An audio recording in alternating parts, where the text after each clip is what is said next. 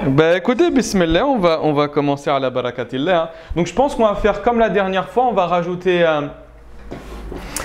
rajouter un cours le samedi matin et le dimanche matin, d'accord? Simplement, comme j'ai dit, on ne va pas aller trop vite, mais on va simplement tenter d'expliquer ce qu'on n'aura pas le temps de voir. C'est mieux de donner beaucoup plus de temps que d'aller trop vite.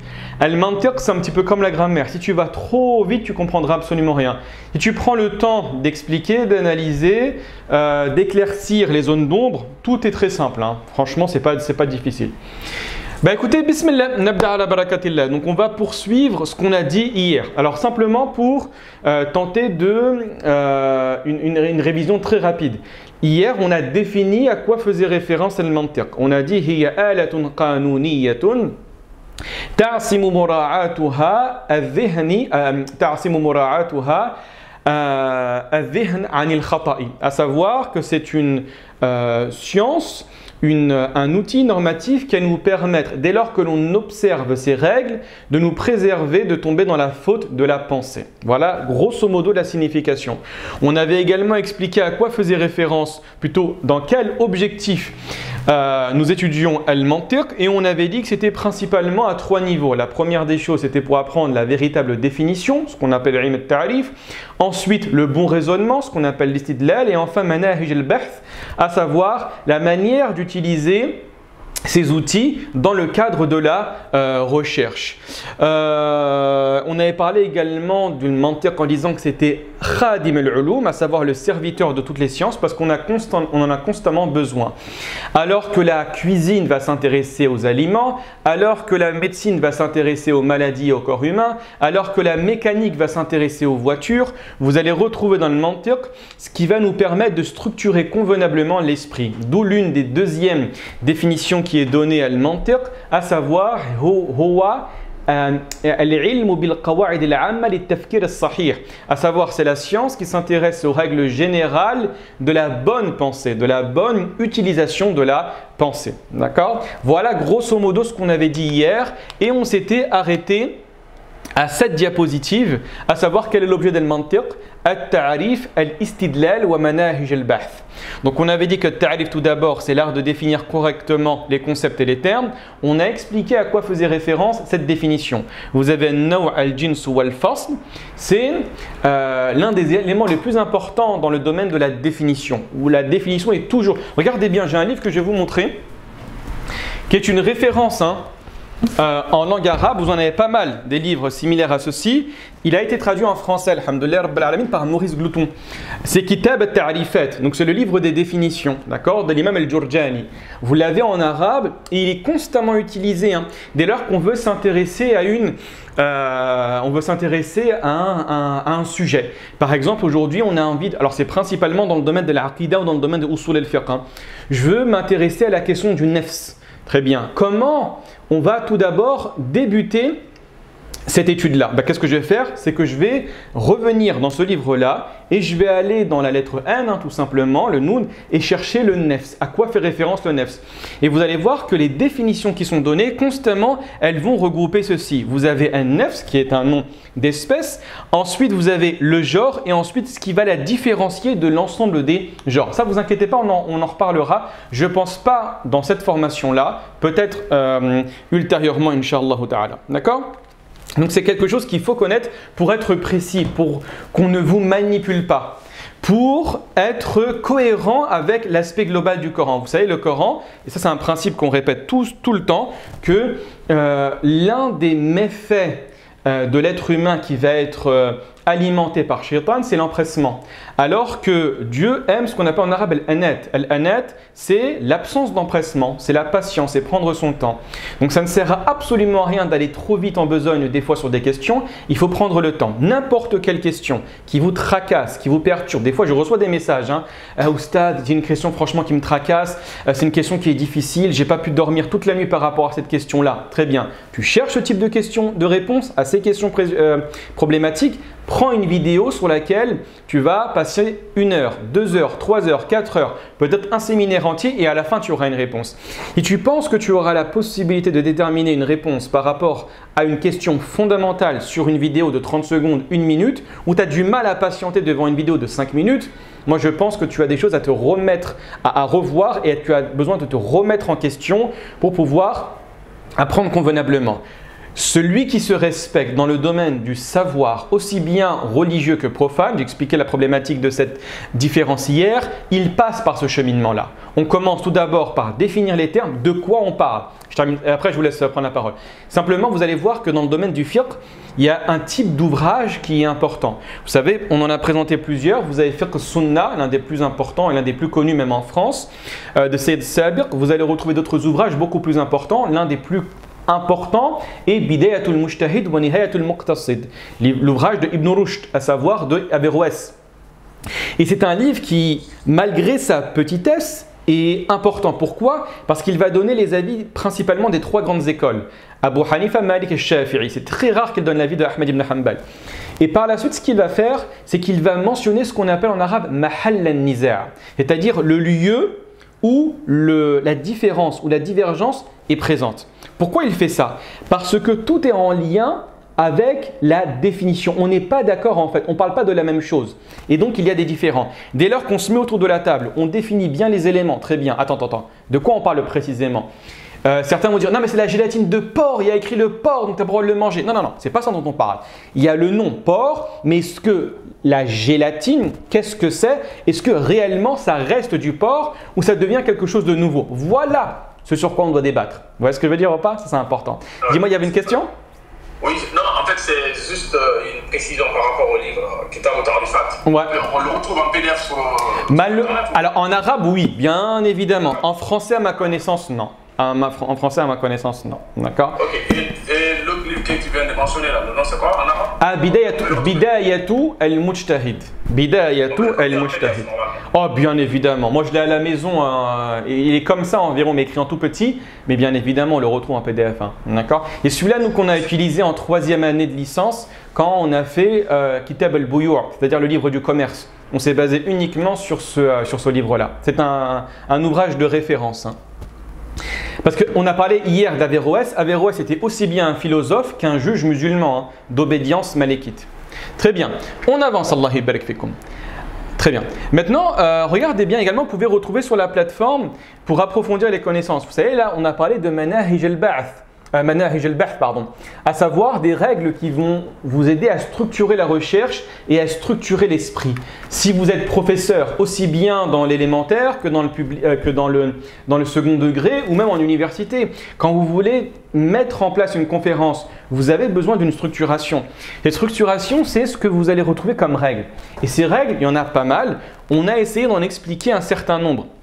Donc vous allez dans votre espace bibliodine, vous avez un espace logique et vous avez les règles de la logique, vous allez en retrouver pas mal, hein, d'accord? Donc ça peut aider au moins à entamer l'étude de la logique d'une autre manière, d'accord? Bismillah, très bien, on avance. Donc maintenant on poursuit simplement avec le résumé de tout ce que j'ai dit hier. C'est la raison pour laquelle on poursuit ce matin, parce qu'on n'avait pas fini.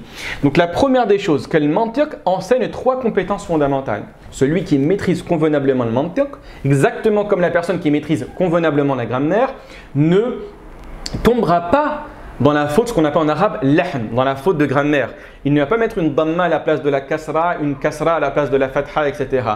La personne qui s'entraîne tous les jours au football, du matin jusqu'au soir, même si de manière innée, elle n'avait pas forcément des compétences importantes, eh ben, elle aura quand même une place assez importante dans le domaine du foot. Une personne qui va tous les jours à la salle de sport aura un physique parfait. Une personne qui va tous les jours à la piscine aura à la condition de bien respecter les règles de natation, va accroître sa natation, etc. Donc c'est exactement la même chose. Plus vous pratiquez le mantiq, plus votre logique sera précise et mieux vous serez compétent dans les 3 domaines que je vais mentionner. La première des choses, vous allez être très précis avec la définition. Vous n'allez pas accepter qu'un individu en face de vous parle de tout et de n'importe quoi sans commencer par la définition. Je vous donne un exemple très succinct. Très récemment, j'ai lu un ouvrage sur la question de l'irtilat, à savoir la mixité. Est-ce que la mixité est autorisée ou elle est interdite entre les hommes et les femmes, bien évidemment dans un cadre qui est en dehors de la famille. Quand je dis de la famille, c'est-à-dire des mahrams, les personnes avec lesquelles tu ne peux pas te marier. Tu as bien évidemment le droit d'être avec ta sœur, avec ta mère, avec ta fille, avec ta nièce, etc. sans aucun problème. Très bien. Et donc, il va procéder, pour information, c'est un livre qui a été même interdit en Arabie Saoudite à cause des répercussions que ce livre va avoir. Il considère que que la mixité est formellement interdite, et que, dis-moi, il y a une question ? Ah, excuse-moi, je croyais qu'il y avait une question. Ah, Allah barik. Et donc, que la mixité est formellement interdite, et puisqu'elle est formellement interdite, il va arriver à des conclusions, c'est qu'on doit fermer les universités, c'est que, en gros, les femmes et les hommes ne doivent pas du tout être dans la même pièce, etc., etc., etc. Donc, moi, j'ai trouvé que ce livre était assez radical sur certains points. Et la deuxième des choses, comme je l'ai dit, même en Arabie Saoudite, ce livre a été interdit. C'est pour dire qu'il y a un certain extrémiste. Mais ce n'est pas ça qui nous intéresse. C'est que du début du livre jusqu'à la fin du livre, il n'y a aucune définition de l'irtilat. C'est-à-dire que lui, il va parler d'une notion que toi tu as compris. C'est quoi la mixité? C'est qu'il y a un homme et c'est qu'il y a une femme. Quand tu es dans une mosquée, il y a un homme et il y a une femme. Dans une école, il y a un homme et il y a une femme. Et ensuite, il va te donner l'avis des savants. Et ensuite, les différents textes qui te parlent soi-disant de la mixité, alors que ces textes ne parlent pas de la mixité comme on la conçoit. Il te parle soit de la khalwa, à savoir la présence d'un homme et d'une femme dans un environnement restreint sans la présence d'une tierce personne, ou bien al-irtilat comme il a été compris à l'époque des premiers savants de l'islam, à savoir al-mumazaja wal-muqaraba, c'est-à-dire qu'un homme va être constamment proche d'une femme, c'est-à-dire par exemple dans le cadre d'un concert où l'homme et la femme vont vraiment être proches, ou par exemple dans le cadre, de la conduite, où vraiment tu es proche et de manière constante, etc. À l'époque, les savants faisaient référence à ce type de mixité qui était problématique, et c'est vrai que c'est problématique. Et par la suite, il y a eu une erreur de définition qui va nous ramener vers une compréhension erronée qui dit implicitement que toute mixité est formellement interdite. En d'autres termes, tu es dans un bus, il y a des hommes et des femmes, c'est interdit. Alors qu'il n'y a aucun savant qui a dit cette mixité totalement interdite. D'accord? Donc l'importance de la définition. Normalement, un livre qui se respecte, il va toujours commencer par la définition. Très bien. On pose les bases de quoi nous parlons. D'accord? Donc on te dit que c'est important de commencer par la définition, et la deuxième des choses, on t'apprend à bien définir, parce qu'il y a des définitions qui sont bonnes, il y a des définitions qui sont mauvaises. Imaginez que je définisse l'être humain par un être vivant, je dis tout simplement ceci, un être vivant qui bouge. Ah, c'est problématique, parce que tu vas retrouver le poisson, c'est un être vivant qui bouge, le chat est un être vivant qui bouge, etc. Donc tu as besoin de faire en sorte de donner une définition concise qui va exclure toute autre possibilité de qualificatif d'y être introduite. D'accord? On en reparlera, Inch'Allah. Donc établir des définitions claires, précises et complètes. La deuxième compétence que le mentir t'accordera, c'est bien prouver. Être dans un istidlal extrêmement précis. Et vous savez, actuellement, on en a besoin principalement dans le domaine de la religion. Tu veux prouver que Mohammed est un prophète, alayhi salatu wassalam. Tu veux prouver, regardez bien, vous êtes face à un individu qui ne croit pas en la véracité du Coran, il ne croit pas en la prophétie de Mohammed sallallahu alayhi wa sallam. Tu cherches à le convaincre que Mohammed est un prophète, alayhi salatu wassalam. Tu vas dire, mais écrit dans le Coran que Mohammed est un prophète. Très bien, c'est un argument que j'ai donné. Il sera accepté par l'adversaire ou il sera refusé directement? Il sera refusé directement. Pourquoi? Parce que tu pars d'une position que lui-même refuse. C'est ce qu'on appelle en français une pétition de principe. Quand je dis je suis le plus fort, pourquoi tu es le plus fort? Parce que je l'ai dit. Ça ne marche pas comme ça. Tu dois d'abord lui faire accepter une proposition et ensuite tu vas bâtir ton raisonnement sur la proposition qu'il a acceptée. D'accord? C'est comme ça que ça fonctionne. Sinon, tu tomberas nécessairement dans l'erreur. Donc tu apprends à l'istidlal, construire des arguments solides et des démonstrations rigoureuses. Très bien. Et la troisième des compétences, c'est bien rechercher. C'est ce qu'on a besoin, malheureusement, et je le dis vraiment avec un cœur qui saigne, hein, c'est qu'aujourd'hui, quand tu regardes la bibliothèque islamique française, je ne parle pas des traductions, je parle des livres. Alors je ne dis pas tous, bien évidemment. Il y a des livres, comme on dit en arabe, qui sont extrêmement bien faits, extrêmement bien écrits. Mais quand tu regardes un nombre assez important d'ouvrages qui ont été écrits en français, tu te rends compte que la recherche scientifique n'est pas présente. Tu te rends compte que c'est extrêmement maigre, c'est superficiel. Tu te rends compte qu'à chaque ligne, tu as la possibilité de lui répondre et de manière assez convaincante. Donc tu as besoin de bien définir, connaître les bons arguments pour ensuite les introduire, non pas de manière rigoureuse, non pas de manière trop froide, mais de manière peut-être poétique. Tu peux inclure de la poésie dans le mantiq, tu peux inclure de la beauté dans le mantiq. Mais là, ça demande des compétences et ça demande beaucoup d'expérience et bien évidemment beaucoup de pratique. Donc, adopter une méthodologie de recherche efficace et systématique. Donc, le mantiq, je pense que c'est nécessaire. Vous savez que le Farabi, par exemple, l'un des plus grands philosophes musulmans, va considérer que le mantiq, c'est raïs al-ulum. À savoir que c'est le roi, que c'est le président de toutes les sciences. Pourquoi? Parce que ça te structure l'esprit. D'accord? Très bien, on avance, Allah yabarak fikum. Donc ces trois piliers forment l'architecture complète de la pensée logique islamique. Et pas que islamique, hein, de toute autre pensée si vous voulez, même de manière beaucoup plus large. Très bien, on avance. Maintenant, on va rentrer dans le vif du sujet. Alors, ça va être un petit peu dur, à certains moments je pense, mais comme on a dit depuis le début, quand c'est difficile, vous me posez la question. Il n'y a aucun problème à répéter autant de fois que le questionneur aura besoin. D'accord?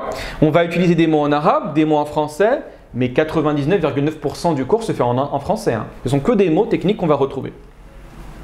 Donc, la terminologie générale, la première des choses à comprendre, c'est la notion de ilm. On a dit que le mantiq, c'est un ilm, c'est une science. Mais c'est quoi la science? C'est quoi le ilm? Et les savants considèrent que le ilm a plusieurs définitions. Et il y a plusieurs degrés. Si vous allez sur la plateforme, vous allez voir qu'on a produit une vidéo avec les degrés du savoir. Il y a le ilm le plus fort et il y a le ilm le plus faible. Par opposition, c'est le jahl. Et le jahl se divise en plusieurs catégories. Donc en gros, c'est quoi l'ilm? Ça tourne autour de quelle idée? Autour de l'empreinte d'une image dans l'esprit. C'est ça la définition du savoir. Intiba' suratin ma fi dhihn. On va expliquer en profondeur. Tout d'abord, tu as une perception qui est sensorielle. À savoir ce qu'on appelle en arabe al-hawas al-zahira. C'est les 5 sens que vous connaissez. L'ouïe, la vue, l'odorat, le toucher, etc. Donc ce qui est perçu par les sens, la vue, l'ouïe, mais également les sens intérieurs. Et faites attention, quand on parle à travers une production qui a été faite dans un contexte islamique. Donc vous avez généralement des fois des différences dans ce qui est proposé dans le contexte européen, dans le contexte également chrétien entre guillemets, hein, et ce qui va être produit dans le contexte islamique. Il existe de légères différences. Donc bien évidemment, al-hawas al-zahira, les 5 sens, donc l'ouïe, l'odorat, la vue, le toucher et le goût, c'est exactement les mêmes sens que vous allez retrouver dans l'islam, hein, c'est la même chose. Par contre, les savants font une distinction entre ce qu'ils appellent al-hawas al-zahira, les sens extérieurs, et les sens intérieurs, al-hawas al-batina. Et ils vont inclure des éléments comme par exemple la faim, la joie, la colère, etc. Des éléments que tu ressens à l'intérieur de toi et qui ne sont pas forcément visibles. Je ne peux pas voir qu'actuellement tu as faim, sauf si ta faim atteint un degré assez élevé. Je ne peux pas voir que tu as soif, mais par contre tu es quasi sûr que tu la ressens. D'accord? Donc ce sont des perceptions sensorielles, ce sont des sciences qui arrivent, ce sont des empreintes qui s'inscrivent dans l'esprit. Mais regardez le cheminement qui se fait. Image mentale, impression d'une image dans l'esprit. Quand tu vois par exemple le feu qui est à l'extérieur, le savoir du feu, c'est quoi? C'est une image qui se manifeste dans la tête. Quand tu vois un iPhone, très bien, tu le vois de manière extérieure. Mais par contre, quand tu es chez toi et tu penses à l'iPhone, cette image accède dans ton esprit. Donc c'est là l'idée de l'empreinte d'une image dans l'esprit. D'accord? Traitement intellectuel. L'intellect reconnaît les choses existantes à l'intérieur, mais de manière différente que de l'extérieur. Quand je vois un feu qui est en face de moi en train de brûler, le feu, quelle est sa spécificité ici, à l'extérieur? Qu'est-ce qu'il fait? Il brûle, il est chaud, d'accord? Le feu qui est dans mon esprit, est-ce qu'il a les mêmes spécificités extérieures que le feu réel? Non. Absolument pas, bien évidemment. Donc en gros, vous pouvez rendre similaire, vous pouvez plutôt essayer de faire une analogie avec le miroir. D'accord? Vous avez un miroir. Votre esprit, c'est un miroir, mais c'est un miroir beaucoup plus puissant que le réel miroir. Pourquoi? Parce que si vous prenez un miroir, généralement, il montre une facette. Il montre simplement l'aspect extérieur, alors que l'esprit a la faculté de modifier ce que vous ressentez à l'intérieur. Il a la faculté de voir le feu de tous les côtés. Il a la faculté de voir le feu avec une couleur qui est différente. Il a la faculté de voir le feu en l'extrayant des fois de certaines réalités. Le feu a besoin d'un combustible. Il a besoin également d'un élément. Vous savez, le triangle du feu. Vous connaissez le triangle du feu, hein? L'air, le combustible et le troisième mot, c'est le combustant ou quelque chose comme ça. J'ai oublié, je suis désolé. La chose qui brûle, le feu en lui-même et l'air. Vous cassez un des côtés, le feu disparaît. Très bien. Mais dans le feu, vous pouvez vous le représenter sans l'un des trois éléments. Vous ne pensez pas à l'air quand vous pensez dans le feu. D'accord? Donc en d'autres termes, qu'est-ce que c'est le savoir? C'est ce qui va vous permettre de former la connaissance et donc c'est une image mentale devient la connaissance de la chose extérieure. Vous allez comprendre plus tard, hein, pourquoi, juste après même, pourquoi on parle de ça. Donc la science, ce n'est pas une réalité extérieure. La science est une image intérieure. Donc la science d'un individu à l'autre, elle évolue ou elle n'évolue pas? Elle évolue. Bien évidemment. La science dans le savoir d'Einstein est totalement différente de la science de mon cerveau. Il a beaucoup plus de compétences que j'en ai. D'accord? Le savoir que j'ai dans mon cerveau est beaucoup plus important que le savoir d'un enfant de 5 ans. Mais ce sont quoi en fait? Ce sont simplement des représentations. Et plus vous avez de représentations, le cerveau par la suite va avoir la possibilité et la faculté de les rassembler. Très bien. Parce que le feu brûle. Très bien. Et l'être humain n'aime pas la douleur. Donc l'être humain n'aime pas le feu, etc. Ce sont des choses des fois très stupides. Hein. Logique, c'est le terme de logique. Hein. Mais quand vous allez avoir une démonstration, un raisonnement qui se fait de manière extrêmement longue, vous allez arriver à un résultat qui va être basé sur des cohérences que vous avez démontrées depuis le début. C'est exactement comme les mathématiques. Des fois, vous avez différentes démonstrations. La démonstration numéro 1, très bien, logique. La démonstration numéro 2, donc c'est ce qu'on appelle en arabe al-lazim, la chose nécessaire, hein, qui va découler sur la position numéro 3, qui va découler sur la position numéro 4, qui va découler sur la position numéro 5 et à la fin, tu arrives à un résultat. Ce résultat, tu peux le comprendre qu'à travers la démonstration. D'accord? Qu'à travers la démonstration. La deuxième des choses qu'il faut comprendre, c'est que de plus en plus, on met en suspens la réalité extérieure et on revient que à ce qu'on appelle en arabe at-ta'aqqul, la faculté de raisonner. Là, c'est pas très clair ce que je viens de dire. Je vais vous donner un exemple extrêmement clair. Des fois, quand je vous explique quelque chose ou quand vous entendez une explication, c'est très dur de se la représenter. Et donc, pour pouvoir vérifier la véracité de ce que je dis, on a besoin de la vérifier. Non pas expérimentalement, mais à travers les mathématiques ou à travers la logique. Regardez bien.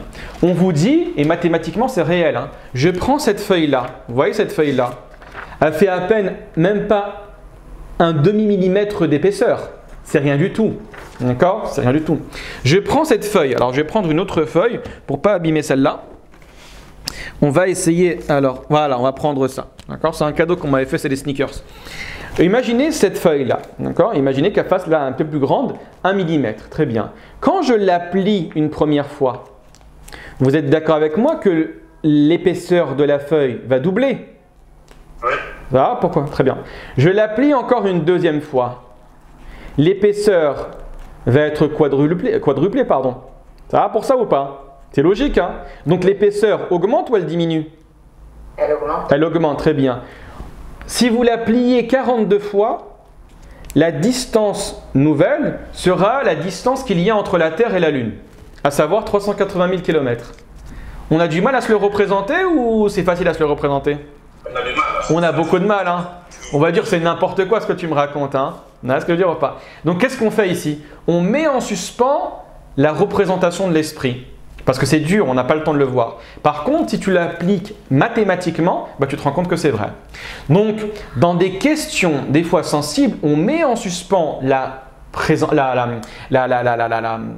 comment dirais-je, la vision ou l'ouïe, etc. Et on se base uniquement sur les mathématiques. En d'autres termes, ce que nous considérons comme logique, basé sur les mathématiques ou basé sur les règles de la logique, est réel et non pas la perception.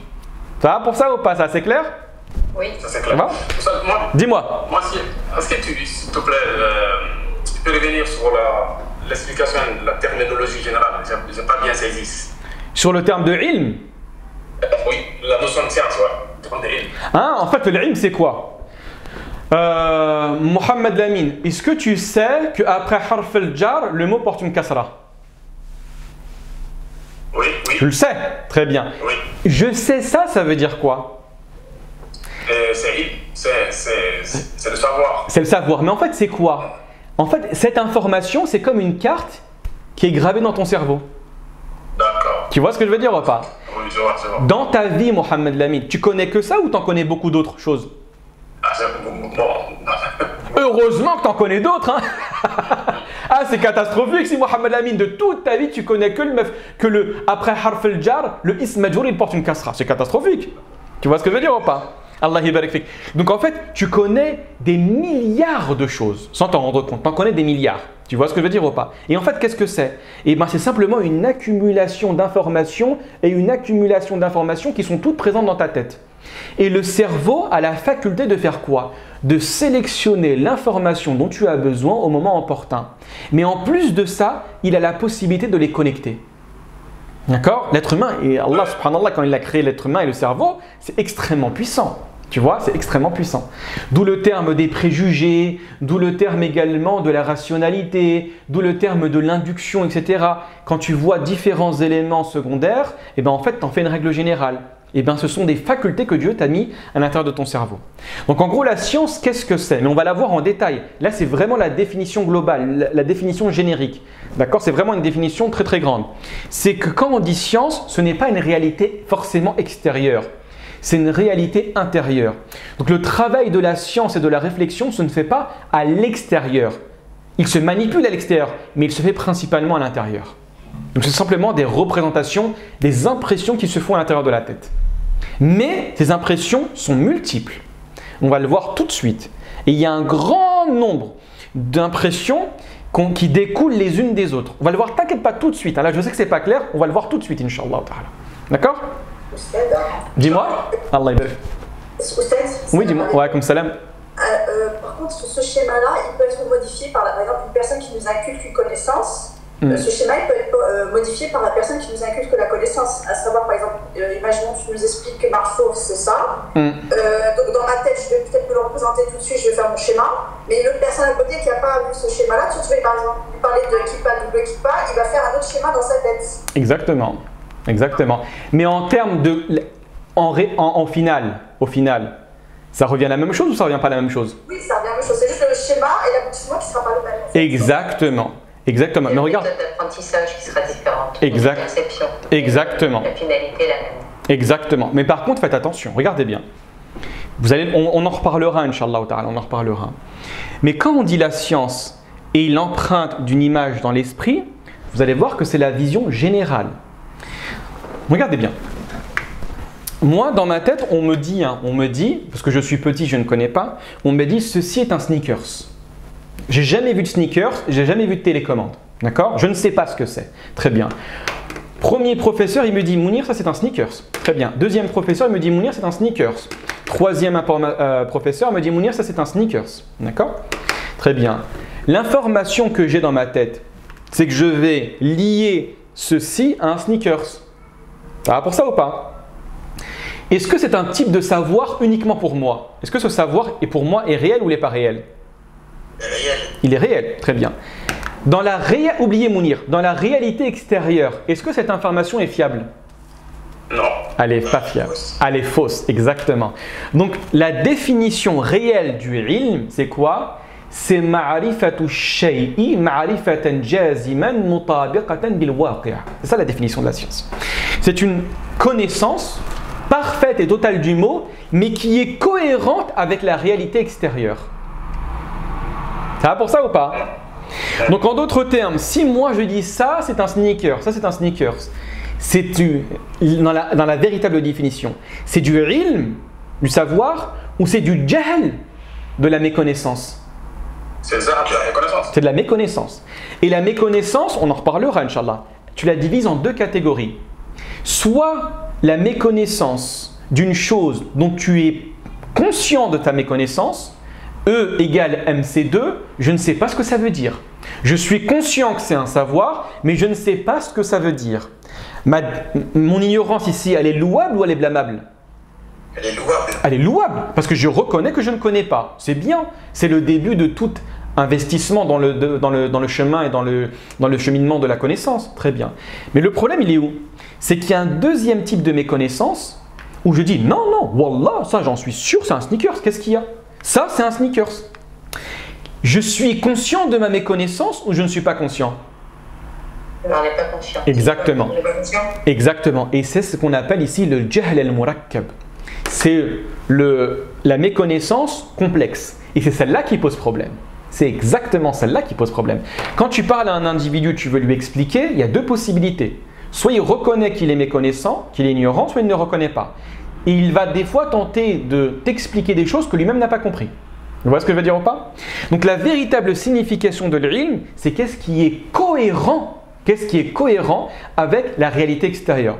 Donc je reviens à la question qui a été posée. Tout à l'heure, quand on a dit que le fa'il c'est marfoua, c'est pas grave l'image qui arrive dans ton esprit. Si tu considères que marfoua, ça veut dire qu'il y a une damma, est-ce que c'est cohérent avec la réalité extérieure? Bien évidemment. Si je vois waladun, il a toujours une damma, mais il en a deux. Et il va mettre une image juste à côté, un homme qui a deux kippas. Est-ce que c'est cohérent avec la réalité extérieure? Oui, aussi. Eh bien, c'est cohérent, d'accord? Donc les deux informations sont bonnes, ça rentre dans la catégorie du ilm. Mais une personne qui est convaincue que pour lui, le marfou' c'est quand tu as deux kasra. On appelle ça du ilm ou on appelle ça du jahl? On appelle ça du jahl. D'accord? Donc en gros, qu'est-ce qu'on doit faire dans le domaine de le mantiq? C'est de faire en sorte de ramener le maximum d'informations vers le ilm et de les sortir du jahl. Et pour information, il y a... Parce que le jahl, c'est une information qui est fiable à 100%. L'ilm, pardon, c'est une information qui est fiable à 100%.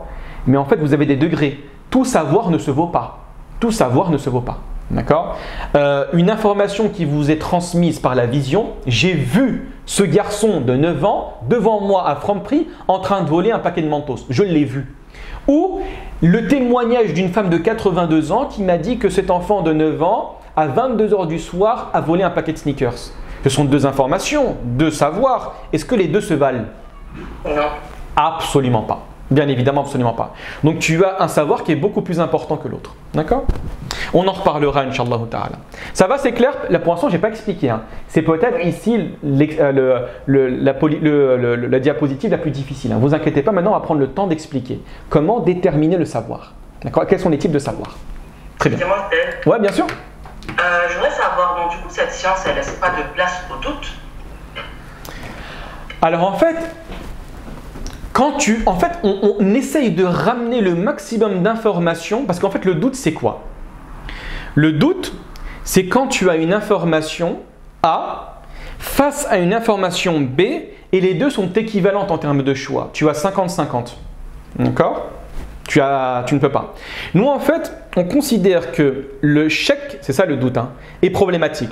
Donc en fait, on va essayer de ramener l'information vers ce qu'on appelle le dhann. Le dhann, c'est une croyance prépondérante, à savoir de 51% à 99%. D'accord? Et après, tu as l'ilm où tu es sûr à 100%, donc c'est 100%. D'accord? Donc en gros, quand tu appliques convenablement ces éléments-là, tu arrives normalement à un savoir qui va de 51% à 99%. Mais quand tu es confronté à un savoir qui a une information à 51%, qu'est-ce que tu dois faire? Eh bien, tu dois rajouter de la précision dans ta définition.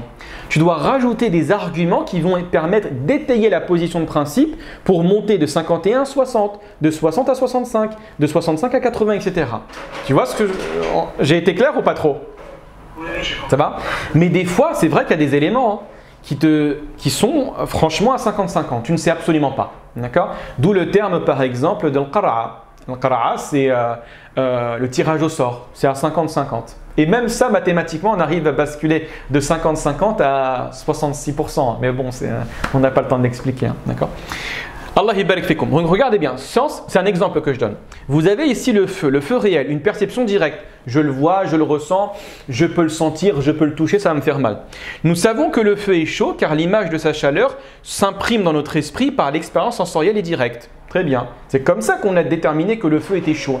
La vision du feu, les flammes, tout le monde sait actuellement que ceci est du feu. Mais comment vous le savez ? Parce qu'au préalable, c'est le résultat d'une vision.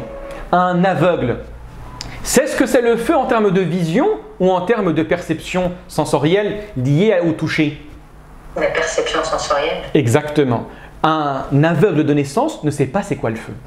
Il ne sait pas c'est quoi. Il ne sait pas c'est quoi un arbre. Il ne sait pas c'est quoi un téléphone. Il ne sait même pas c'est quoi un être humain pour information. Il va tenter de se le représenter, mais il aura toujours des fautes. Il aura toujours des lacunes à la condition de n'avoir jamais vu au préalable un être humain, bien évidemment. Moi, je parle vraiment d'un aveugle de naissance.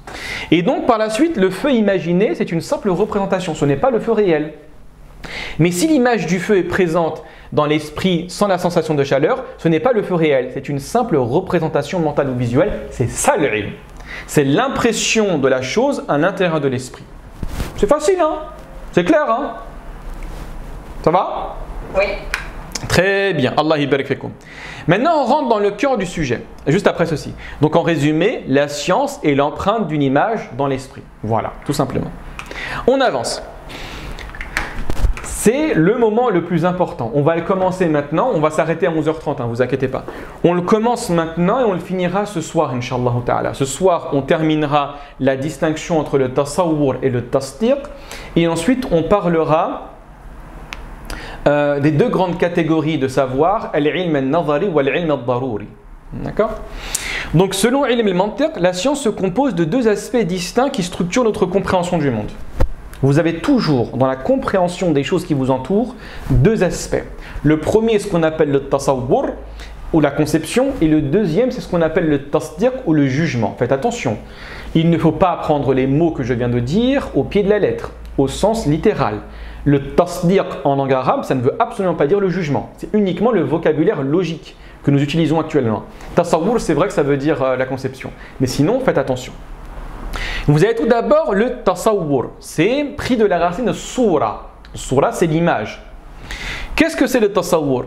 Il s'agit de l'empreinte d'une image ou d'un concept dans l'esprit sans qu'aucun jugement ne lui soit associé. C'est ça le tasawwur. À savoir, imaginer un cheval ou penser au concept de liberté.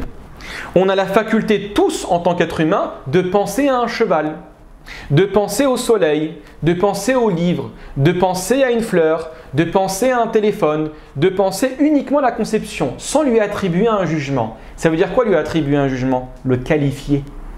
Le téléphone est petit. Je lui ai attribué un jugement au téléphone ou pas ? Oui. Bien évidemment. Le cheval est blanc. Je lui ai attribué un jugement ou pas ? Oui. Mais avant l'attribution du jugement, en fait, tu as deux blocs, tu as deux ingrédients. Tu as le cheval et tu as blanc. Quand je dis cheval, je lui attribue un jugement ou c'est simplement la représentation d'une image mentale ?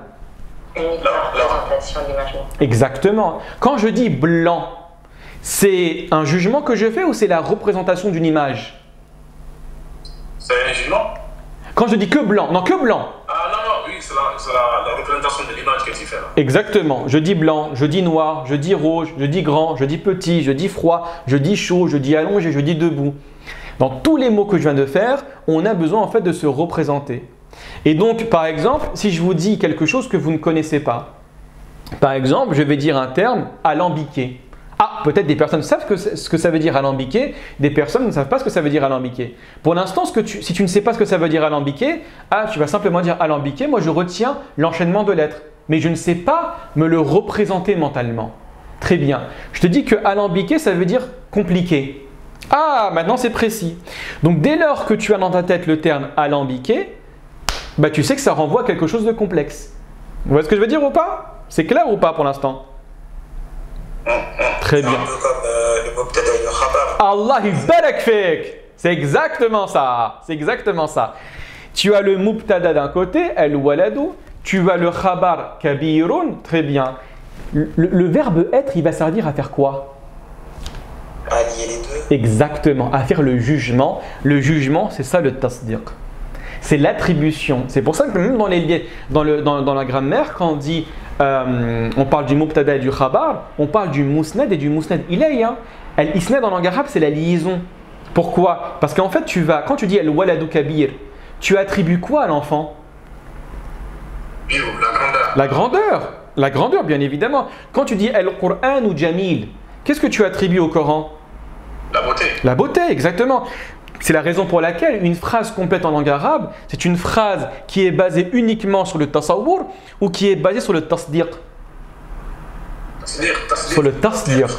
Une phrase qui est basée uniquement sur la conception, c'est une phrase qui est fausse. Je te dis Coran, lettre, poignée, porte, alarme. Est-ce que je te véhicule une information? Non. Absolument pas. Je te fais un enchaînement de mots. Mais je te dis, l'alarme est allumée. Je t'ai transmis une information ici ou pas? Oui. C'est exactement ça. D'accord? Donc en fait, toutes les représentations mentales que tu as, ce sont que soit des tasawwur, soit du tasdiq. Soit du tasawwur, soit du tasdiq. Et l'être humain, ce processus mental, il le fait lentement ou très rapidement? À une vitesse qu'on n'imagine même pas. Vous voyez ce que je veux dire ou pas? Quand vous voyez un chien, directement vous courez. Vous voyez ce que je veux dire ou pas?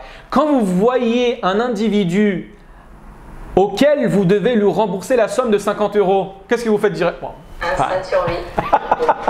Exactement! Oh mince! Bam, tu tournes la tête. Tu vois ce que je veux dire ou pas? Très bien. Tu es dans ta voiture, tu es au téléphone, tu vois la police.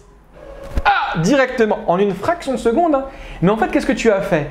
Tu as fait un enchaînement de tasawwur. Hein. Police, téléphone, interdiction, volant, amende, compte à découvert, paiement différé, etc. Et tout d'un coup, tu vas faire tout le lien instinctivement. Oh, si la police me voit avec un téléphone au volant, je risque une amende de 135 €. Mais là, je suis le 25 du mois, je suis déjà à découvert. Donc, bam, tu lâches le téléphone. Donc, les conceptions de tous les éléments, c'est que du tasawwur, police, amende, 135 €, problème. Et ensuite, tu fais un jugement. Le jugement, c'est l'attribution d'un élément à un autre. D'accord? Donc, l'être humain est très rapide, hein, très très rapide. Donc, c'est quoi le tasdiq? C'est toujours l'empreinte d'une image ou d'un concept dans l'esprit accompagné d'un jugement. Et le jugement est soit affirmatif ou soit négatif. Ça veut dire quoi? Ça veut dire vrai ou pas vrai. L'affirmation ou la négation. Regardez bien, quand je vous dis ceci, non, je ne vais pas dire ça. Je vais dire la télécommande est noire. C'est du tasdiq ou c'est du tasawwur? Tasdiq. Tasdiq, très bien. C'est affirmatif ou c'est négatif? La télécommande est noire. Affirmatif. C'est affirmatif, très bien. Donc là, vous pouvez dire, en fait, quand vous entendez cette parole-là, sadiq, c'est vrai. Ou tu pouvais dire kadhib, c'est faux. Alors ici, faites attention, dans le vocabulaire logique, on ne dit pas sahih wa khata. On dit sadiq wa kadhib. Ça veut dire quoi sadiq? Ça veut dire vrai. Ça veut dire quoi kadhib? Ça veut dire faux. Regardez bien. Ismi Mohammed. Cette parole, ce tasdiq, il est sadiq ou il est kadhib? Il est kadhib, très bien. Ana fi Faransa. Je suis en France. On dit les sadiq ou on dit les kadhib? Exactement, exactement. Donc en d'autres termes, ici le tasdiq, c'est quoi? C'est deux mots. C'est deux mots, donc deux conceptions que tu vas lier entre elles et auxquelles tu vas apporter un jugement. Le jugement, il peut être unique, double ou triple?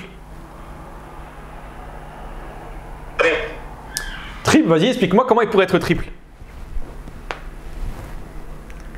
Soit c'est vrai, soit c'est pas vrai. Ouais. Donc il est unique, double ou triple? Double. Il peut être, effectivement, il peut être double. Et dans les faits, il est unique, double ou triple? Il est unique. Il est unique. Soit vrai et soit faux. Exactement. Soit il est vrai, soit il est faux. Vous voyez ce que je veux dire ou pas? D'un point de vue unique, hein, d'accord? D'un point de vue unique, hein. Parce que la même phrase peut être sadiqa. Alors faites attention, je le répète. Hein. Sadiq, c'est vrai, kadhib, c'est faux, c'est pas véridique et menteur, mais d'un point de vue différent. Je dis, je suis en France. C'est sadiq, mais hier j'étais au Maroc. Elle sera kadhib. Donc tu dois la prendre dans un temps précis. C'est le principe de non-contradiction propulsé par Aristote. Ça va, c'est clair par rapport à cela ou pas? Oui. Très bien. Et maintenant, pourquoi on l'a appelé at-tasdiq? C'est par rapport à ce que je viens de dire. En fait, tu avais la possibilité, parce qu'en fait, à chaque fois tu fais un jugement, soit un jugement de sadiq, de vrai, soit un jugement de faux, kadhib. Et donc on a donné une préférence au terme de sidq, la vérité. Donc on a appelé ceci tasdiq. D'accord? C'est ça là en fait la signification réelle du mot tasdiq. D'accord? Donc, du coup, oui, dis-moi. Pour le tasawwur, on dit quoi si la personne elle représente bien ou mal? Tasawwur sahih ou tasawwur khati. Okay. Tu vois? Soit tu l'appelles comme ça, soit tu vas l'appeler, je vais répondre après, ou soit tu vas l'appeler par rapport au degré de savoir qu'on a expliqué tout à l'heure. Quand c'est cohérent, le ilm, il est cohérent avec la réalité extérieure. C'est le ilm. Tu vois? Et quand il n'est pas en cohérence avec la réalité extérieure, on va l'appeler le jahl. Tu vois? Mais ça, en fait, soit tu l'appelles tasawwur sahih ou tasawwur khati, soit tu vas dire hada ilm wa hada jahl. Ça va pour ça? Allah yabarak fik. Est-ce qu'il y a une autre question? Là, c'est clair. Ça va? C'est clair. C'est clair? Bon, regardez bien. L'exemple, le ciel est bleu, c'est un jugement qui est affirmatif. On voit ici que, en fait, le tasdiq, dans le mot, dans la phrase le ciel est bleu, il y a combien de tasawwur? Il y en a un seul. C'est lequel? C'est l'attribution du bleu au ciel. Il y en a 3, c'est très bien. Tu en as trouvé un, il y en a 3 en fait. Tu en as 3, mais c'est très bien. En fait, regarde bien. Le premier tasawwur, la première conception, c'est le ciel. Pour me dire si c'est vrai ou si c'est faux, si tu ne sais pas c'est quoi le ciel, Mehdi, est-ce que tu pourras dire vrai ou faux? Ah, ok. Ouais. Tu vois? Et je te dis que par exemple, Zigundoudou est bleu. Tu vas me dire, mais c'est qui Zigundoudou? Tu vois ce que je veux dire ou pas? Donc tu as besoin de connaître d'abord c'est quoi le ciel. Très bien. La deuxième des choses, bleu, est-ce que tu as besoin de comprendre qu'est-ce que c'est? Oui. Bien évidemment, sinon tu peux pas me dire oui ou non. Et je te dis par exemple que c'est une couleur que tu ne connais pas. Ah, tu vas pas me dire vrai ou faux, tu vas dire je ne sais pas. D'accord? Et la troisième des choses, bon, c'est un petit peu plus compliqué, je ne sais pas si on le verra, mais c'est l'attribution. C'est une image mentale en fait, le fait d'attribuer ceci à ceci. C'est pas le dire, c'est le fait de le concevoir, une attribution. Nisbatu, c'est le nisba de ça, ramener ça à ça. C'est une image mentale également. D'accord? Mais c'est un petit peu compliqué, franchement c'est pas très intéressant. Donc en gros ici, vous avez les deux éléments, vous avez le ciel et vous avez bleu, vous avez le ciel et vous avez rouge, vous avez voiture et vous avez jaune. Qu'est-ce que vous faites par la suite? La combinaison. Cette combinaison peut se faire par l'être humain ou il peut se faire également par l'animal? Par l'être humain. Ah, il se fait par l'être humain principalement, d'accord? L'animal peut comprendre des fois certains procédés, mais toujours basé sur l'instinct, basé sur l'habitude. C'est le réflexe pavlovien, d'accord? Vous connaissez tous le réflexe pavlovien, d'accord? Quand le chien entendait le bruit des croquettes, la salive descendait. D'accord? Donc des fois, ça ne relève pas forcément de l'esprit. Il y a un conditionnement qui est fait. Nous, on parle vraiment de la pensée. Il y a des éléments qui peuvent être compris par les animaux, il y a des éléments qui ne seront jamais compris par les animaux. Vous êtes d'accord avec moi ici que le jugement est très facile, et qu'il y a des jugements qui sont beaucoup plus difficiles à mettre en place. D'accord? Qui sont beaucoup plus difficiles. Attribuer un élément complexe à un autre élément complexe. D'accord? Donc vous avez le jugement affirmatif où ce n'est pas un poisson. C'est quoi les deux tasawwur que vous avez ici? C'est quoi les deux concepts dans ce n'est pas un poisson?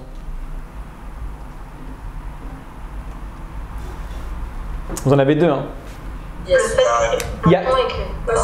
Et, alors, vous pouvez répéter, pardon? Ceci. Exactement, ceci et poisson, exactement. Et donc là, j'attribue à ceci le caractère du poisson, je ne lui attribue pas. C'est négatif. C'est négatif, donc je ne lui attribue pas. Je dis la chose que je vois en face de moi, ceci, d'accord? Donc il y a un... C'est précis en termes de définition ou ce ne l'est pas? C'est précis. Ça dépend dans quel contexte. C'est vrai, ça dépend dans quel contexte, d'accord? Si on le voit, on ne le voit pas. Mais généralement, c'est… Tu es présent. Exactement. Si tu es présent, ça peut être complexe. Mais le fait de l'avoir nommer, le fait de dire le téléphone n'est pas un poisson, c'est beaucoup plus précis que de dire ceci n'est pas un poisson. Ah oui, bien sûr. Oui. Dans ce sens-là, Allah barik fik. Ça va pour ça, c'est assez clair? Oui. Donc tout le monde a compris la différence entre tasawwur et tasdiq. Hein? Maintenant, je vais utiliser ce terme-là. Ouais, si tu peux revenir dessus, je n'ai pas suivi. L'exemple de Zayd, on va y revenir dessus en profondeur. Très bien. Avant d'avancer, je pose quelques petites questions. Très bien. Je vous dis règle. C'est tasawwur ou tasdiq? C'est tasawwur. Très bien. Je vous dis, faites attention. La grande règle, c'est tasawwur ou tasdiq? Tasdiq. Il y a les deux. Les deux. Tasdiq, la grande règle. Ça, c'est Ah non, la grande règle, c'est juste tasawwur. C'est que des tasawwur. Hein?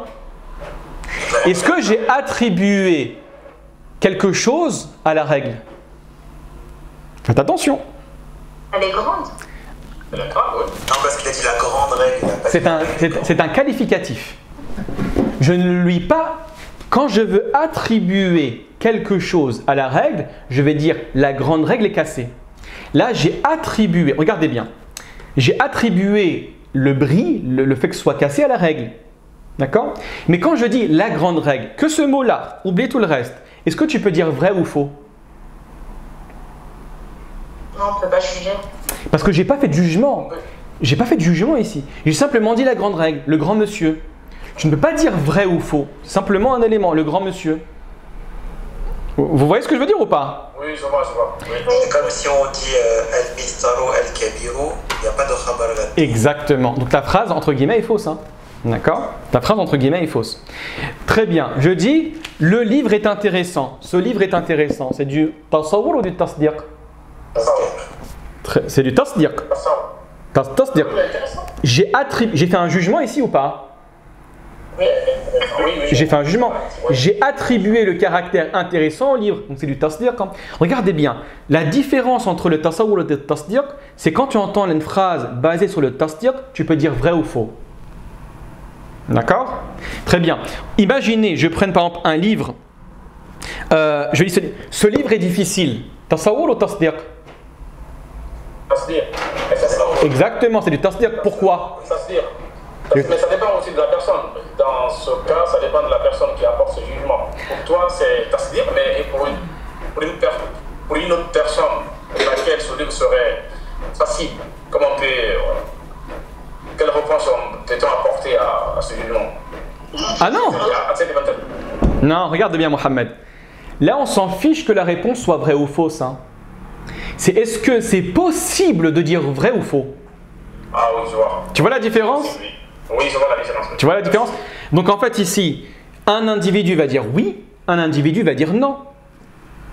Donc du coup, ça rentre dans la catégorie du tasdiq.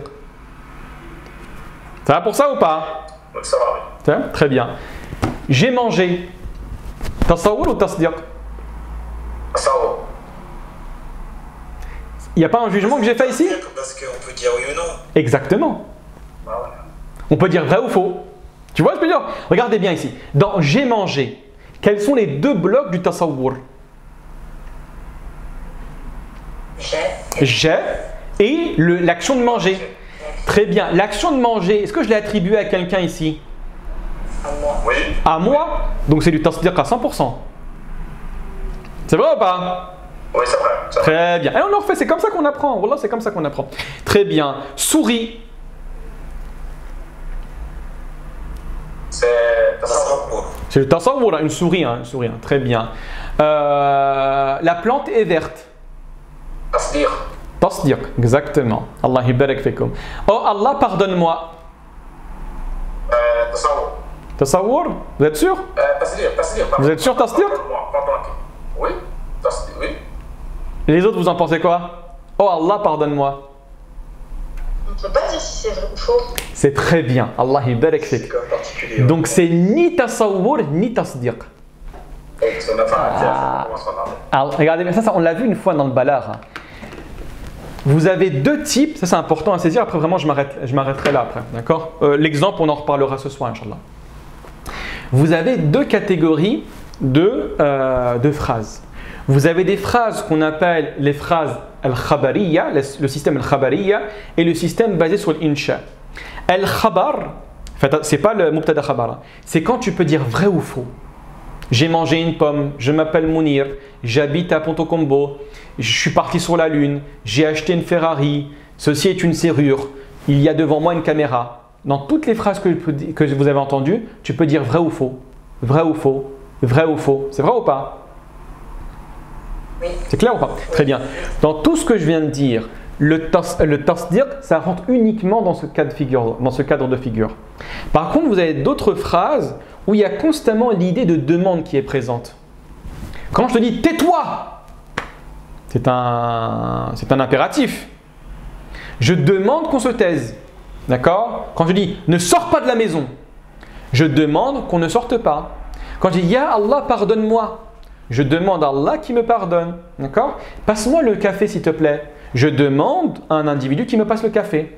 D'accord? Donc, il y a « Ah, si seulement j'avais révisé quand j'étais plus jeune ». C'est un souhait ici, donc c'est une demande de retour dans le passé. À chaque fois qu'il y a l'idée du souhait, il y a l'idée de la demande, ça ne rentre pas dans le caractère du tasdiq. Parce que ce n'est pas vrai ou faux. C'est ce qu'on appelle en arabe al-insha. C'est clair par rapport à ça ou pas? Oui. C'est clair? Allah yabarik fikum. Donc le tasdiq ne rentre que dans la jumla al-khabariya. Ce n'est pas la jumla khabariya, la jumla ismiya. Et celle à laquelle tu peux dire vrai ou faux. D'accord? Vrai ou faux. Attendez, on a encore 2 minutes, j'explique que ça, après je m'arrête là. Donc regardez bien l'exemple d'un individu qui s'appelle Zayd. D'accord? Vous avez tout d'abord la phrase, c'est Zayd a réussi. La phrase globale. Donc la première chose que tu dois faire, c'est te poser la question, mais qui est Zayd? D'accord? Quand on entend qui est Zayd et qu'on nous répond, c'est votre voisin étudiant en théologie. L'image du Zayd s'imprime directement dans votre esprit. C'est du tasawwur aussi ou c'est du tasdiq? Ah, tasawwur. Tu te représentes qui est Zayd. Très bien. Moi je dis Mohammed. Oui, mais quel Mohammed? Mohammed qui habite juste dans la maison du fond. Ça y est, le Mohammed arrive. Il y a des milliards de Mohammed. Bon, je ne sais pas, milliards, je ne pense pas. Il y a des centaines de milliers, voire des millions peut-être de Mohammed à travers l'histoire. D'accord? Mais là, il y en a un précisément. Ah, le Mohammed arrive dans ma tête. C'est une simple conception sans jugement. Très bien. Ensuite, la réussite. J'ai dit, Zayd a réussi. Tu dois également concevoir la réussite. Ça veut dire quoi la réussite? De même, quand on nous dit Zayd a réussi et que la réussite signifie passer l'examen, l'image de la réussite s'imprime dans notre esprit. C'est une autre conception qui est également isolée. La conception est multiple. La conception est multiple. Tu peux toi concevoir la conception, tu peux toi concevoir la réussite, pardon, et tu peux être content pour ton enfant. Et tu peux comprendre la réussite, excusez-moi, je me suis trompé. Tu peux concevoir la réussite d'une manière et tu seras content pour ton enfant. Et tu peux concevoir la réussite d'une autre manière et tu ne seras pas content pour ton enfant. Je donne un exemple tout simple. On considère que la réussite pour rentrer, je ne sais pas moi, à Polytechnique est très difficile. D'accord? Mais d'un autre côté, la réussite pour passer l'examen d'être professeur des écoles est très très basse. D'accord? Donc il y a réussite et réussite. Peut-être que le papa sera beaucoup plus satisfait de la réussite pour rentrer, pour intégrer Polytechnique, que la réussite pour pouvoir être éligible à être professeur des écoles. Vous voyez ce que je veux dire ou pas? Oui. D'accord? Donc il y a deux réussites qui sont différentes. Donc là, vous avez une définition de la réussite et là, vous avez une définition de la définition de Zayd. La réussite a une définition ou elle en a des centaines de milliers? Chaque personne a sa conception de la réussite. Alors, ça dépend, c'est vrai. C'est vrai, tu as tout à fait raison sur ce point-là. Tu as tout à fait raison sur ce point-là.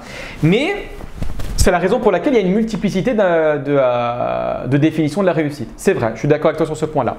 Mais d'un autre côté, en fonction de ce dont on parle, la réussite va être définie de manière totalement différente. Mais il y a un bloc commun, il y a un point commun, c'est le passage. La réussite, c'est ça. C'est le passage d'un état à un autre état. D'accord? On va être tous d'accord sur ce point-là. Et ensuite, qu'est-ce que tu vas faire? C'est le jugement, c'est le tasdiq. Zayd a réussi. Lorsque nous associons ces deux images, Zayd et la réussite, au début, ça n'a rien à voir. C'est deux cartes mentales qui sont totalement différentes. La réussite, tu penses à la réussite, très bien, et tu penses à Zayd. Le jugement, c'est quoi? C'est lié le premier au deuxième. Ces deux images, Zayd et la réussite, nous formons une troisième image qui est Zayd a réussi. Ici, cette association implique un jugement sur Zayd, ce qui en fait est un assentiment, un tasdiq ou un jugement. Est-ce que c'est Clair pour tout le monde ce que je viens de dire. C'est-à-dire que, Dis-moi, Mahdi. c'est-à-dire que pour plusieurs personnes, s'ils ne sont pas d'accord, le mahadisa, ça peut être la réussite, leur définition. C'est exactement ça. Allah barak fik, c'est exactement ça. Quasiment tous les débats que l'on va retrouver, hein, c'est la problématique sur le tasawwur. Hein. Regardez bien, récemment, j'ai vu, Wallah, ça me paraît bizarre, même peut-être pour vous. C'était un individu, je pense, ni il ne prie, ni il n'a une pratique de l'islam, ni il n'est cohérent avec sa religion, etc. Et il dit là, les gars, je vais vous expliquer ma réussite. Ici, il parle de quel type de réussite? Matériel à 100%. Nous, dans notre vision religieuse, on considère que la personne qui a réussi matériellement, est-ce qu'elle a véritablement réussi? Pas du tout. Pas du tout. Et donc, qu'est-ce que le Coran vient et qu'est-ce qu'il fait le Coran? C'est lorsqu'il va passer la sirat qu'il il a réussi. Exactement. Le Coran, pourquoi il est extrêmement beau? Le Coran, il vient, il te perturbe. Le Coran, il jette un pavé dans la mare. Un gros coup de pied dans la fourmilière, c'est l'expression, pour te dire quoi? Toutes les conceptions que tu as, moi je vais les prendre et je vais te les reformater. Le Coran, quand il parle de la réussite, il te dit quoi?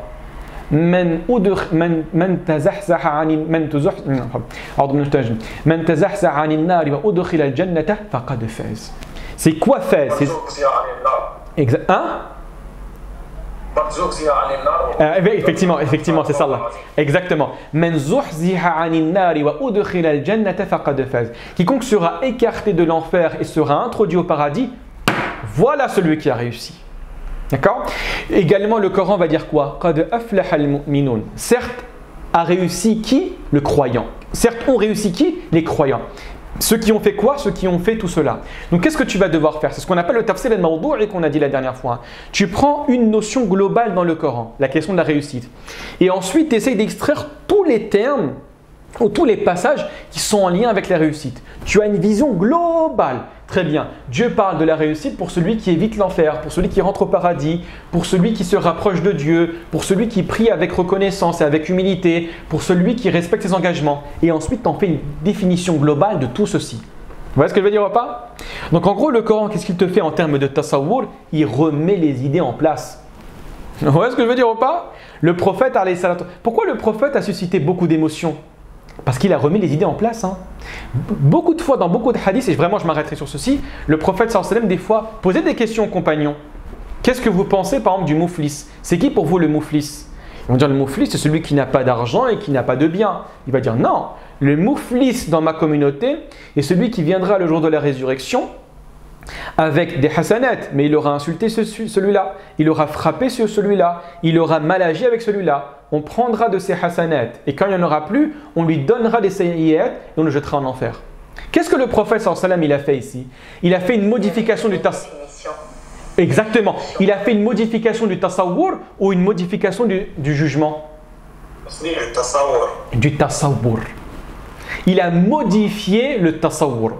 Toi, tu pensais que le mouflis c'était ça, le prophète vient et te dit non, le véritable mouflis c'est ça. Toi, tu penses que la réussite c'est ça, très bien, le Coran vient et te dit la réussite c'est ça. Toi, tu penses que l'être humain c'est comme ça, très bien. Aujourd'hui, Shaitan, le diable, on vous le représente sous une belle apparence ou sous une mauvaise apparence? Généralement. Voilà. Moi, je pense qu'aujourd'hui, on le présente sous une belle apparence. Hein. Vous voyez ce que je veux dire ou pas? Le monde de la nuit, le monde dans le mal, c'est-à-dire la morale, etc. Vous voyez ce que je veux dire? Après, ça dépend des endroits, mais c'est vrai. Hein. Shaitan, le Coran est extrêmement précis. C'est ton adversaire, ton ennemi, prends-le comme adversaire. En d'autres termes, le tasawwur est totalement modifié. C'est ton ennemi principal, tu dois le prendre comme ennemi principal et tu ne dois avoir aucune compassion envers ce dernier. Vous voyez ce que je veux dire ou pas? C'est pour ça, c'est ça en fait l'idée de la méditation du Coran. C'est la réhabilitation du tasawwur. Alors j'ai un livre, je vous le montrerai cet après-midi, de Mohamed Oudihat qui est très intéressant sur un certain nombre de vocabulaires dans le texte coranique qui va tenter de réinterpréter à la lumière du Coran. Donc l'une des meilleures tentatives d'explication du Coran, c'est expliquer le Coran par le Coran lui-même. Vous voyez ce que je veux dire ou pas? Bon, Allah je m'arrête là et on reprend ce soir, Inch'Allah ta'ala, à 19h. Je crois qu'il y avait une question. Est-ce que vous avez une question avant de clôturer? Oui, excusez-moi, Ustad. Bien sûr, dis-moi. Vous avez dit que la réussite a plusieurs définitions. Si vous avez dit que la réussite, c'était passer l'examen, alors qu'est-ce qui a fait que vous avez associé cette définition-là à Zayd ici? Alors ici, tu es d'accord avec moi que ça peut être n'importe quelle réussite. Hein. Regarde bien. En fait, j'ai pas été précis. Tu as tout à fait raison. J'ai pas été précis ici. Très bien. Tu prends le cas de la France. Baccalauréat. C'est quoi la réussite? 10 sur 10. Exactement. C'est 10 sur 10. Effectivement, 10 sur 20. Ça, c'est la définition de la réussite. C'est vrai ou pas? Oui. Très bien. Tu vas prendre le cas, par exemple, du permis de conduire. C'est quoi la réussite du permis de conduire? La différence sera la même ou elle sera, la définition, pardon, sera similaire ou elle sera différente? Similaire. T'es sûr? C'est pas différente. Elle sera totalement différente. Le permis de conduire, c'est quoi la réussite? C'est réussir au code de la route, c'est 10 sur 20 ou c'est 35 sur 40? 35 sur 40. Ah, c'est 35 sur 40. Et est-ce que 35 sur 40, ça suffit ou tu dois passer l'examen pratique? Tu as l'examen pratique. Obligatoirement. Même si tu as 40 sur 40, mais pendant l'examen pratique, tu as écrasé quelqu'un, tu auras ton permis ou tu peux rêver? Non, tu l'auras pas. Ah, tu l'auras pas. Je te le garantis que tu l'auras pas. Tu vois? Donc en gros, la réussite diffère en fonction de ce de quoi on parle. Tu vois ce que je veux dire ou Si pas? on parle d'un examen ou d'un concours. Exactement. Au concours, on te demande d'être le meilleur parmi tant de candidats. Exactement. Même si tu as eu 19 sur 20, si le reste a eu 20 sur 20, et ben Tu échoueras, effectivement. tu échoueras. S'il n'y a qu'une place, vous êtes 250 postulants, il n'y a qu'une place. Très bien. Tu as eu même 20 sur 20, guerre. Tu as eu 20 sur 20, guerre. Regardez, je ne sais pas si vous avez vu la manière dont on a sélectionné, comment il s'appelle l'astronaute français? J'ai oublié, extrêmement connu. Le seul astronaute français. Oh là là. Pasquier, c'est Pasquier, il s'appelle comme ça? Thomas Pesquet. Thomas Pesquet, effectivement. Vous avez vu quand à la fin, il restait que lui et un autre individu, c'est très fort. Hein. Comment on a fait pour les différencier? On est parti vérifier leur dentition.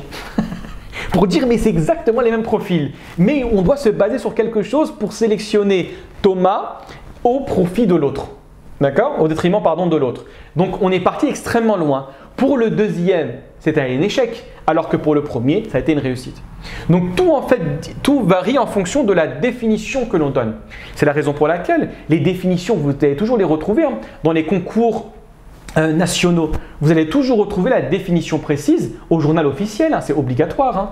Obligatoire, vous avez une définition précise. Ce n'est pas possible que de venir et il n'y a aucune explication de la signification de la réussite. J'ai été clair ou pas trop? Si. Sûr? Allah yabarak fikoum. Est-ce que